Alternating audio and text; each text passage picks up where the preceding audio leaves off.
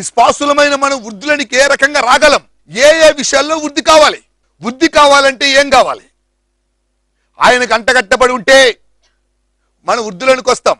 దుష్టుల ఆలోచన చొప్పున, పాపుల మార్గమున, అపహాసకులు కూర్చుని చోటు కూర్చునకుండా ఉంటే, ధర్మశాస్త్రం దగ్గర కూర్చుంటే, వాక్యం దగ్గర కూర్చుంటే మన వృద్ధులకు వస్తాం. మన వృద్ధులకు వస్తాం. వృద్ధులోనికి అన్ని విషయాల్లో ఆకువాడికి తన కాలం మంది ఫలం ఇచ్చి చెట్టు వలె వృద్ధులు ఉండడానికి అవకాశం కలుగుతుంది. మన వృద్ధులకు వస్తాం. సింహం వలె నీతిమంతుడు ధైర్యముగా ఉండును. ధైర్యం వృద్ధులకు వస్తును. ధైర్యం వృద్ధులకు వచ్చే అవకాశం కలుగును. మరి వృద్ధులనికి రావాలి అంటే బలాభివృద్ధి మనకు రావాలి, సంతోష అభివృద్ధి మనకు కావాలి. సంతోషం కూడా వృద్ధి కావాలి, బలం కూడా మనలో అభివృద్ధి కావాలి. అది కావాలి అంటే భయభక్తులు మనలో నిలిచి ఉండాలి. నీతిమంతుల గుంపులో మనం చేర్చబడి ఉంటే మనకు ధైర్యం అభివృద్ధి వస్తుంది, సంతోషం అత్యధిక